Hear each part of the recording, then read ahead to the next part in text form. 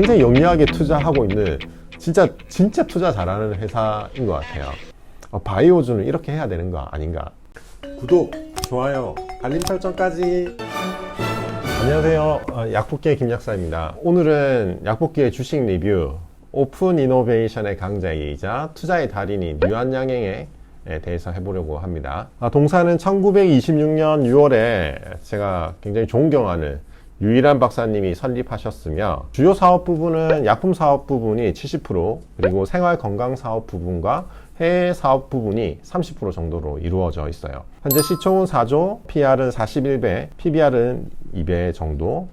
매출은 추정으로 한 2021년 1조 7천억 정도, 굉장히 매출도 성장세를 보이고 있는 회사예요. 유한양행의 지배 구조를 좀 살펴볼 텐데요. 최대 주주는 유한재단인데, 개인이 없고 2대 주주가 국민연금, 3대 주주가 자사주인 구조예요. 굉장히 좀 특이한 구조인데, 창업자 일가가 관계가 없어요. 이렇게 큰 기업을 만들었는데도 일가의 개인이 들어있지 않다. 수년간 그 한국의 지배구조에 대해서 얘기가 많았는데, 이 유한양행은 보기 드물게 전문 경영인 체제가 자리를 잡은 회사예요. 그래서 굉장히 제가 좋아하는 회사이기도 하거든요. 이 회사는 1969년 이후로 50년이 지난 지금까지 평사원 출신이 전문 경영인으로 선출해서 경영을 하고 있는데 굉장히 잘하고 있어요. 그리고 이 회사의 좀 찡 중에 또 하나가, 현재 유한양행은 그 약품이나 생활 건강이 주요 매출인데 라이선스에서도 매출을 높여가고 있어요. 유한양행 투자한 회사가 굉장히 많이 있고요. 경영 참여라든지 단순 지분 참여 이런 부분들이 많은데, 유한양행은 지분법으로 인해서 투자한 회사들에게서 300억에서 많게는 500억까지 이익을 가지고 오고 있어요. 제일 유명한 게 유한 킴벌리인데요. 많이들 다 아시는 회사일 거예요.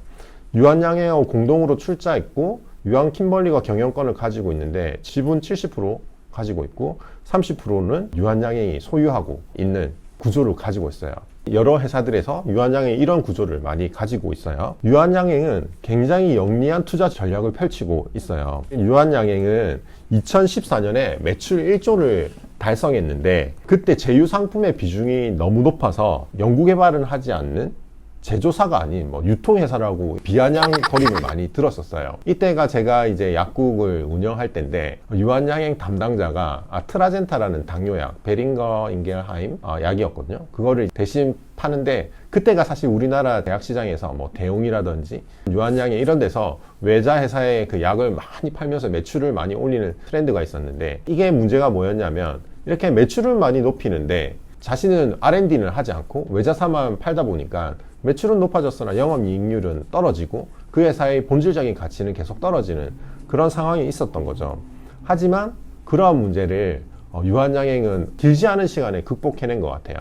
그러한 해결책으로 오픈 이노베이션을 통해서 문제를 해결했는데요. 오픈 이노베이션이란 기술력 있는 외부 업체와의 기술을 공유한 후에 가치를 끌어올려서 글로벌 회사에 기술을 이전하거나 공동 개발하는 형식으로 연구를 진행하는 건데요.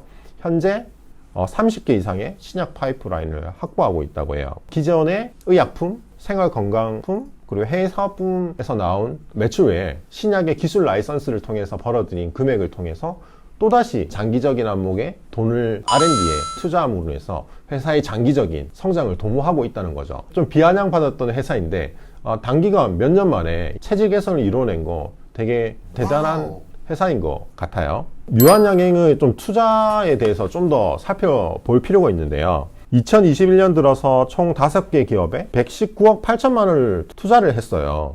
사실 신약을 개발하는 데 있어서 신약은 실패할 가능성이 많잖아요.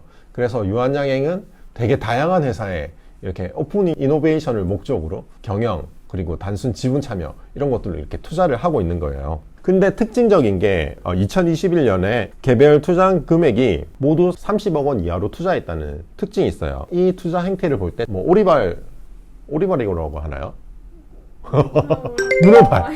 문어발 걸치는 거죠. 30억 이하로 투자한다는 건 굉장히 작은 금액으로 투자하는 거거든요. 이렇게 하고 나서 좀 잘 된다 싶으면 100억 이상으로 투자하는 행태를 보이고 있는 것 같아요. 굉장히 영리한 그 전략이라고 저는 보고 있거든요. 전임 CEO 분들이 그러한 전략을 삼아서 굉장히 좋은 효과를 보고 있는 것 같아요. 저는 이러한 유한양행에 투자해서 우리 개인들도 바이오 투자를 하는 데 있어서 진짜 본받을 만하다라고 생각하고 있어요.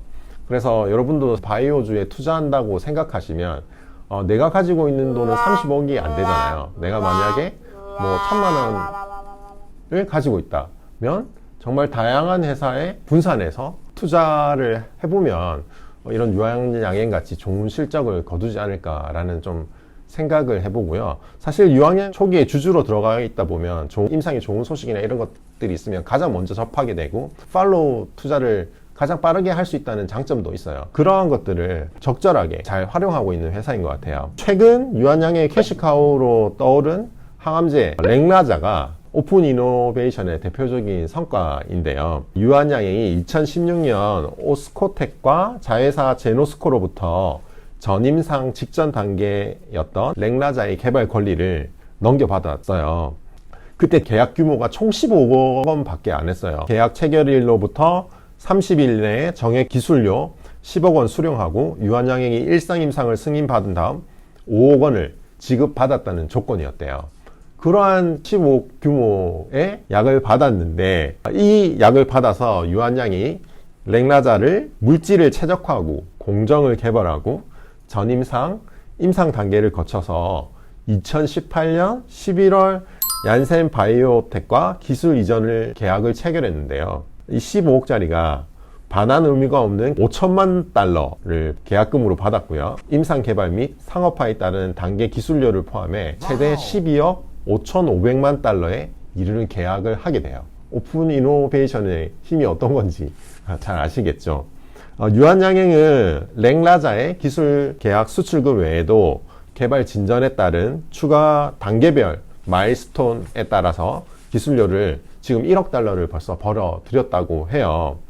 유한양행은 2016년에 제노스코에 49억 8,900만을 투자해서 지분 5.3%를 취득했다고 해요. 이것 외에도 지금 유한양행이 투자한 회사들을 한번 쭉 보면요. 뭐 바이오니아, 코스온, 제넥신, 파넵신, 네오이는, 스테카 바이오, 주이노, 뭐 GI 바이옴 계속해서 투자를 하고 있는데 거의 다 상장한 회사들이 굉장히 많거든요. 이러한 회사들이 상장하면 여러분도 돈 많이 버는 거 아시잖아요. 그래서 유한양행은 굉장히 투자로서 돈을 많이 벌고 있고 그 신약 후보 물질에 대해서 공동 임상들을 같이 진행하고 굉장히 영리하게 투자하고 있는 진짜 투자 잘하는 회사인 것 같아요. 바이오주는 이렇게 해야 되는 거 아닌가 라는 생각으로 하고 있고 코로나 환경으로 제약산업 자체가 여러 약들이 팔리지 않으면서 약가 인하라든 여러 규제 상황에 있어서도 매출은 계속해서 성장하고 있고 렉나자 제품이 작년 7월에 그 보험까지 받으면서 현재 성장성을 가속하고 있어요. 자, 그러면 렉나자에 대해서 좀 잘 알기 위해서 이 항암제가 어떤 항암제이고 잘 될지 안 될지를 알아보기 위해서는 폐암 그리고 폐암에 대한 표적 치료제에 대해 좀 알아봐야 될 것 같아요.